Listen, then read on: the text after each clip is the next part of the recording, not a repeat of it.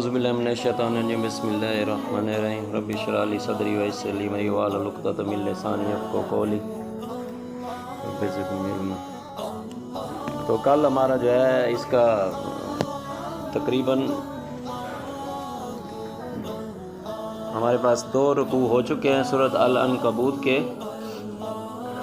آج ہم نے تقریباً تیسرا رکوع پڑھنا ہے اس کا، دیکھتے ہیں کیا کہتے ہیں اس میں۔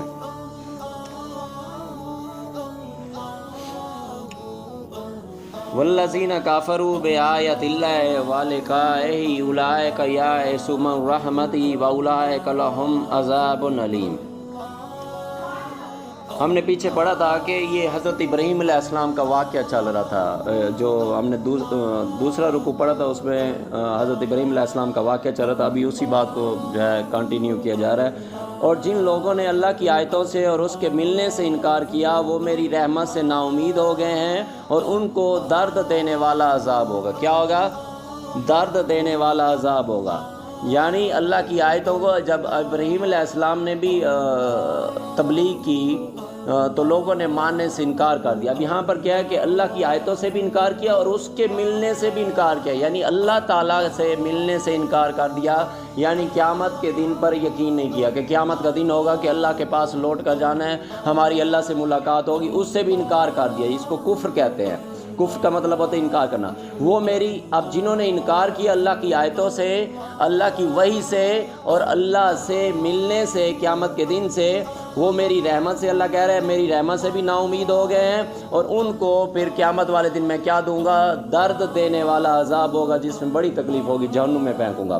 فما کان جواب قومہ الا ان قالوا اقتلوه او حرقوه فَأَنْجَاهُ اللَّهُ مِنَ النَّارِ إِنَّ فِي ذَلِكَ لَآيَاتٍ لِقَوْمٍ يُؤْمِنُونَ۔ تو ان کی قوم کے لوگ جواب میں بولے، جب حضرت ابراہیم علیہ السلام نے ان کو تبلیغ کی، حضرت ابراہیم علیہ السلام نے کہا ان کو کہ جن کو تم بت بناتے ہو اپنے ہاتھوں سے وہ تمہاری کوئی مدد نہیں کر سکتے۔ اب ان کے پاس جواب دینے کے لیے تو کوئی نہیں تھا، تو انہوں نے کیا کیا؟ تو ان کی قوم کے لوگ جواب میں بولے، تو یہ بولے کہ اسے مار ڈالو یا جلا دو۔ جب کسی کے پاس جواب نہ ہو پہلے تو وہ بحث کرے گا علم کے بنا پہ، اکثر ایسے ہی ہوتا ہے۔ تو پہلے وہ جواب دے گا، اگر اس کے پاس جواب نہیں آتا تو پھر مارنے پہ آ جائے گا۔ ایسے ہوتا ہے کہ پھر وہ ہاتھ اٹھانے پہ آ جائے گا، مارنے پہ آ جائے گا، بھئی یہ تو بولنے نہیں دیتا، تو اس سے بہتر ہے کہ یہ دوسروں کا دماغ خراب کرے، اس سے بہتر ہے اس کو مار ڈالا جائے تاکہ دوسروں کو ہمارے خلاف نہ بڑھے۔ تو ان کی قوم کے لوگ جواب میں بولے، تو یہ بولے کہ اسے مار ڈالو یا جلا دو، مگر اللہ نے ان کو آگ سے بچا لیا، کہ یعنی آگ میں پھینکا تو گیا، اللہ تعالیٰ نے آگ کو کہا کہ میرے ابراہیم کے لیے ٹھنڈی ہو جا، تو حضرت ابراہیم علیہ السلام کو آگ نے کوئی نقصان نہیں پہنچایا۔ یہ بھی ایک اللہ تعالیٰ پر ابراہیم علیہ السلام کے ایمان اور یقین کو ظاہر کر رہا ہے۔ اور حضرت ابراہیم علیہ السلام کے قرآن میں جتنا بھی قصہ ہے تو اللہ تعالیٰ نے جب بھی کہا ہے ابراہیم علیہ السلام کو کہ جھک جا، ابراہیم علیہ السلام جھک گیا۔ مسلمان ہونے کا مطلب اللہ کا فرما بردار ہو جانا، جھک جانا، اس کا مطلب صرف نماز پڑھنا نہیں ہوتا۔ ہم سمجھتے ہیں کہ نماز پڑھ لینا صرف مسلمان ہونا ہے، نماز پڑھنا نہیں، اپنے 24 گھنٹے اللہ کے حکم کے مطابق گزارنا، اس کو مسلمان ہونا کہتے ہیں، فرما بردار ہونا کہتے ہیں۔ مسلمان کا مطلب ہی فرما بردار، اوبیڈینسی، اللہ کی فرما برداری میں آ جانا۔ یعنی اللہ نے کہا ہے کہ گانے نہیں سننے تو گانے سے رک جانا، اللہ تعالیٰ نے کہا ہے چوری نہیں کرنی تو چوری سے رک جانا، اللہ نے منع کیا ہے کہ جھوٹ نہیں بولنا تو جھوٹ سے رک جانا، اللہ نے کہا ہے سچ بولنا ہے تو سچ بولنا ہے، نماز پڑھنی ہے تو نماز پڑھنی ہے۔ آپ وسلم نے طریقہ بتا دیا، واش روم کیسے جانا ہے، کپڑے کیسے پہننے ہیں، کھانا کیسے کھانا ہے، پانی کیسے پینا ہے، سونا کیسے ہے۔ یہ ساری جو سنتوں کے ذریعے آپ صلی اللہ علیہ وسلم کے ذریعے رول ماڈل بنا کے اللہ تعالیٰ نے دکھایا، تو آپ کے 24 گھنٹے مسلمان بن کے رہنا ہے۔ یہ نہیں ہے کہ نماز پڑھ لی اس کے علاوہ آپ اپنی مرضی کرو۔ یہ جو آپ صلی اللہ علیہ وسلم کے زمانے میں یا پیچھے انبیاء کے زمانے میں جو لوگ گزرتے تھے ان کو نماز پڑھنے پہ اعتراض نہیں ہوتا تھا، کلمہ پڑھنے پہ اعتراض نہیں ہوتا تھا، ان کو اعتراض اس بات پہ ہوتا تھا کہ ہماری پرسنل لائف میں آپ انٹرفیئر کیوں کرتے ہیں، آپ ہمیں سود سے منع کیوں کرتے ہیں، آپ یہ کیوں کہتے ہیں کہ کاروبار ایسے نہیں کرنا، اس میں جھوٹ نہیں بولنا، اس میں سود نہیں کرنا۔ سمجھ آئیے؟ آپ یہ گانے میوزک یہ چیزوں سے کیوں منع کرتے؟ یہ ہماری پرسنل لائف ہے، ہم نماز پڑھنے کے لیے ہم تیار ہیں، تو آج بھی کیا ہم ایسے نہیں کرتے کہ ہماری پرسنل لائف ہے اس میں آپ انٹرفیئر کیوں کرتے؟ تو اللہ تعالیٰ کا دین ہے، دین اسلام اللہ تعالیٰ نے ہمارے لیے پسند کیا ہے، اور اللہ تعالیٰ ہمارا خالق رازق ہے۔ مسلمان ہونے کا مطلب یہ ہوتا ہے سونا کھانا پینا سب کچھ 24 گھنٹے چلنا، لوگوں سے بات کرنا، سب کچھ اللہ تعالیٰ جیسے حکم دے ویسے کرنا، اس کا مطلب ہوتا ہے مسلمان ہونا۔ اس کی سمجھ آئیے کہ نہیں آئی؟ آگ سے بچا لیا، جو لوگ ایمان رکھتے ہیں ان کے لیے اس میں نشانی ہے کہ دیکھو آگ میں پھینکا، آگ نے کچھ بھی نہیں کہا، تو یہ اللہ کی نشانی ہے۔ تو جو بندہ اللہ پر ایمان لائے گا تو قیامت والے دن اللہ تعالیٰ جہنم سے بھی آگ سے بھی ایسے ہی بچا لے گا۔ سمجھ آئیے؟ جب دنیا کی آگ اس کو کیسے چھو سکتی ہے جس کا ایمان اور یقین مضبوط ہو۔ وقال انما اتخذتم من دون الله اوثانا مودة بينكم في الحياة الدنيا ثم يوم القيامة يكفر بعضكم ببعض ويلعن بعضكم بعضا ومأواكم النار وما لكم من ناصرين۔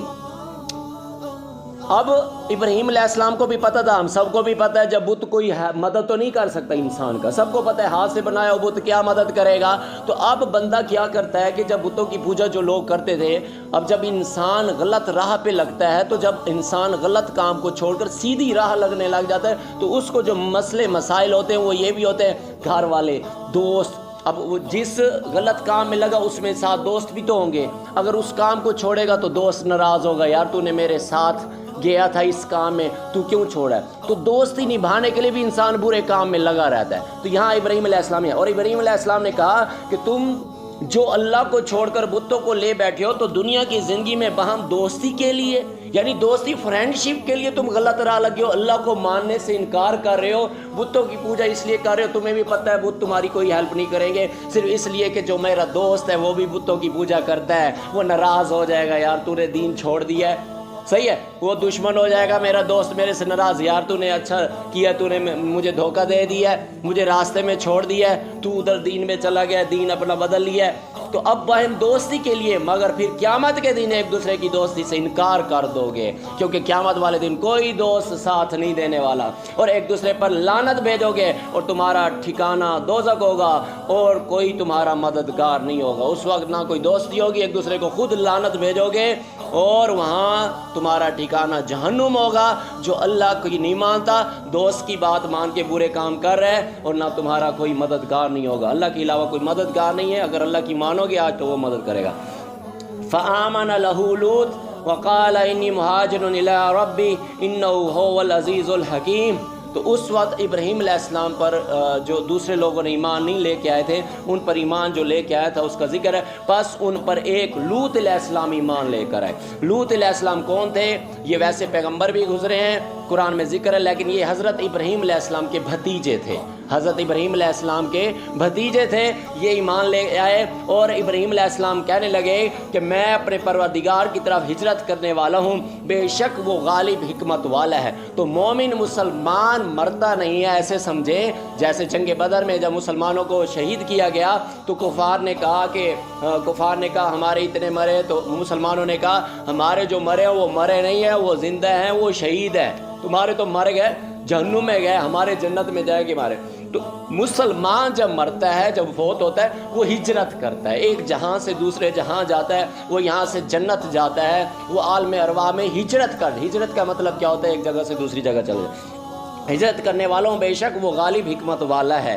وَوَهَبْنَا لَهُ إِسْحَاقَ وَيَعْقُوبَ وَجَعَلْنَا فِي ذُرِّيَّتِهِ النُّبُوَّةَ وَالْكِتَابَ وَآتَيْنَاهُ أَجْرَهُ فِي الدُّنْيَا وَإِنَّهُ فِي الْآخِرَةِ لَمِنَ الصَّالِحِينَ۔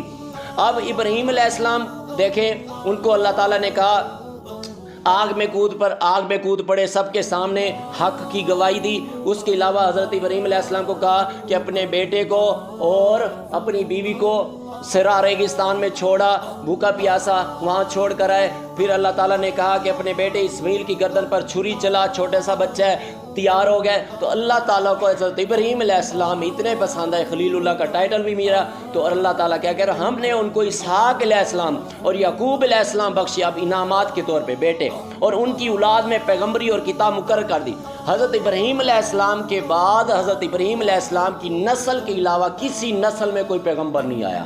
یہ اللہ تعالیٰ نے ان کو انعام دیا. تو ایمان اور یقین پکا تھا, قربانیاں دی تو اللہ نے دیکھا ضائع نہیں کیا. دنیا میں بھی دیکھیں کتنا بڑا انعام ہے کہ ان کی نسل میں جتنے انبیاء آئے, پیغمبر آئے, اس کی نسل کے علاوہ کہیں کسی نسل سے کوئی پیغمبر نہیں آیا.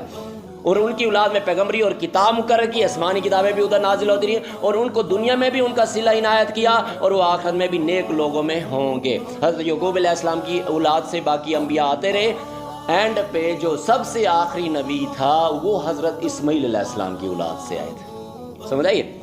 وَلُوطًا إِذْ قَالَ لِقَوْمِهِ إِنَّكُمْ لَتَأْتُونَ الْفَاحِشَةَ مَا سَبَقَكُم بِهَا مِنْ أَحَدٍ مِنَ الْعَالَمِينَ. اور لوط علیہ السلام کو یاد کرو, وہی جو ان کے بھتیجے تھے حضرت ابراہیم علیہ السلام کے, اللہ تعالیٰ نے ان کو بھی پھر نبوت دے دی کیونکہ وہ ایمان لے کے آئے تھے. لوط علیہ السلام کو یاد کرا جب انہوں نے اپنی قوم سے کہا کہ تم عجب بے حیائی کے مرتکب ہوتے ہو, تم سے پہلے اہل عالم میں سے کسی نے ایسا کام نہیں کیا. اب وہ لوگوں کو حق کی دعوت دے رہے ہیں تو ان کی قوم برائی میں لگی ہوئی تھی, ایسی مطلب برائی میں لگی ہوئی تھی جو اس سے پہلے کبھی کسی نے ایسا کام نہیں. قوم سے کہا کہ تم عجب بے حیائی کے مرتکب ہوتے ہو, تم سے پہلے اہل عالم میں کسی نے ایسا کام نہیں کیا. یعنی وہ لڑکیوں سے شادی نہیں کرتے تھے, لڑکیوں کے ساتھ مطلب نہیں کرتے تھے, بلکہ لڑکوں کو استعمال کرتے تھے. یعنی اس کو کیا کہتے ہیں, ہومو کے سینس میں استعمال ہوتا ہے. اِنَّكُمْ لَتَأْتُونَ الرِّجَالَ وَتَقْطَعُونَ السَّبِيلَ وَتَأْتُونَ فِي نَادِيكُمُ الْمُنكَرَ فَمَا كَانَ جَوَابَ قَوْمِهِ إِلَّا أَنْ قَالُوا ائْتِنَا بِعَذَابِ اللَّهِ إِن كُنتَ مِنَ الصَّادِقِينَ. کیا تم لونڈیوں کی طرح مائل ہوتے اور مسافروں کی رہزنی کرتے ہو, یعنی مسافر جو ہے ان کو راستے میں روک لینا, تنگ کرنا, اور اپنی مجلسوں میں ناپسندیدہ کام کرتے ہو. تو ان کی قوم کے لوگ جواب میں بولے تو یہ بولے کہ اگر تم سچے ہو تو ہم پر عذاب لے آؤ. یعنی ایک تو وہ لڑکیوں کو چھوڑ کے لڑکیوں کے ساتھ شادی کرنے, اور یہ قانون ادھر بھی پاس کیا گیا تھا. یعنی کہ ماڈرن جو ورلڈ ہے اس کے اندر یہ غلط استعمال کیا. ہمارا اسلام اس چیز کے سخت خلاف ہے. یعنی کہ جو ایک جینڈر ہے اپنی جینڈر سے شادی میل سے نہیں کر سکتا. ہمارا اسلام اجازت نہیں دینا. فیمیل کے ساتھ, صحیح ہے, میل فیمیل کے ساتھ شادی کر سکتا ہے. تو ہمارا اسلام بالکل اس کی مذمت کرتا ہے. تو وہ یہی کام کرتے تھے, اس لیے حضرت لوط علیہ السلام ان کو منع کر رہے ہیں. اور اس کے علاوہ وہ اتنی برائی میں گر چکے تھے, کیا کرتے تھے اپنی مجلسوں میں ناپسندیدہ کام, یعنی مجلس کے اندر جو فنکشنز وغیرہ ہوتے اس میں کھلے عام یہ کام کر رہے ہوتے تھے, یعنی اتنے زیادہ. تو ان کی جب لوط علیہ السلام نے منع کیا تو انہوں نے کیا کہا, اگر سچے ہو تو ہم پہ عذاب لے آؤ. اگر تم سچے ہو, واقعی تم پیغمبر ہو اور اللہ واقعی سچ ہے تو لے آؤ عذاب, ڈرتے نہیں ہیں ہم. قال رب انصرنی علی القوم المفسدین. لوط علیہ السلام نے کہا کہ اے میرے پروردگار, ان مفسد لوگوں کے مقابلے مجھے نصرت عطا فرما. تو یہ عنایت فرما. یہ انبیاء علیہ السلام اپنی طرف سے پوری کوشش کرتے تھے برائی سے روکنے کے لیے قوم کو. جب قوم کہنا نہیں مانتی تھی تو مایوس ہو کے پھر اللہ کی طرف پلٹتے تھے کہ اللہ تعالیٰ آپ کو یہ عذاب بھیج, مجھے ان سے نجات دے. تو یہ تھا قرآن. یہ جو واقعات ہیں یہ واقعات ہمارا ایمان بڑھانے کے لیے ہیں کہ ہم لوگ جو ہے ان برائیوں سے بچیں, اور ابراہیم علیہ السلام کی طرح, جیسے ابراہیم علیہ السلام کا واقعہ گزرا ہے کہ آگ میں کود پڑے, ایمان اور یقین ان کا مضبوط تھا, بیٹے کی گردن. یعنی مسلمان ہونے کا مقصد یہ نہیں ہے کہ صرف نماز پڑھنا. مسلمان ہونے کا مطلب یہ ہے کہ جب بھی کوئی کام کرو تو یہ دیکھو اس کے بارے میں میرا اللہ کیا کہتا ہے, اس میں یہ دیکھو کہ میرے نبی صلی اللہ علیہ وسلم نے کیسے کیا اس کام کو. تو اس کے مطابق اگر آپ کرتے ہیں تو آپ کا واش روم میں جانا بھی ثواب ہے, آپ کا سونا بھی عبادت میں ہے, آپ کا کھانا بھی عبادت میں, آپ کو ثواب لکھا جائے گا. اگر سنت کے کھانا ویسے ہی کھانا ہے, اگر آپ صلی اللہ علیہ وسلم کی سنت پر عمل کر کے کھانا کھائیں گے تو آپ کو ثواب ملے گا. اگر آپ صلی اللہ علیہ وسلم کی سنت کے مطابق 3 سانسوں میں بیٹھ کے بسم اللہ پڑھ کے پانی پئیں گے تو آپ کو ثواب ملے گا. سمجھ آئیے. چلیں گے ویسے, دوستوں سے ویسے ملیں گے تو آپ کو ثواب ملے گا. سونا آپ نے سنت کے مطابق ہے, وہ دعا پڑھ کے اللہم بسمک اموت و احیا, صحیح ہے. تو یہ سارا کچھ نبی پاک صلی اللہ علیہ وسلم کی سنت کے مطابق، جھوٹ نہیں بولنا باتوں میں، صحیح ہے، اللہ والی باتیں کرنی ہے، اچھی باتیں کرنی ہے، کسی کو بری نصیحت نہیں کرنی، تو یہ سارا ہمارا دین اسلام سکھاتا ہے۔ دین کا مطلب صرف نماز پڑھنا نہیں ہے، دین کا مطلب ہمارے فائدے کے لیے ہمارا اسلام، کہ ہم نے زندگی کیسے گزارنی ہے، اللہ نے ہمیں طریقہ بتا دیا۔ اس کے بعد اگر ہم اپنی مرضی کریں گے ان لوگوں کی طرح کہ دین پرسنل لائف میں انٹرفیئر نہ کرے، دین نے تو انٹرفیئر کرنا ہے، دین تو ہمارا فطرت پر ڈیپینڈ کرتا ہے، ہمیں اللہ نے جیسا بنایا ہے، اللہ نے دین بھی ہمیں ویسا دیا ہے کہ اگر ہم اس پہ عمل کریں گے تو اس میں ہماری بھلائی اور ہمارا فائدہ ہے۔ اللہ تعالیٰ عمل کرنے کی توفیق عطا فرمائے۔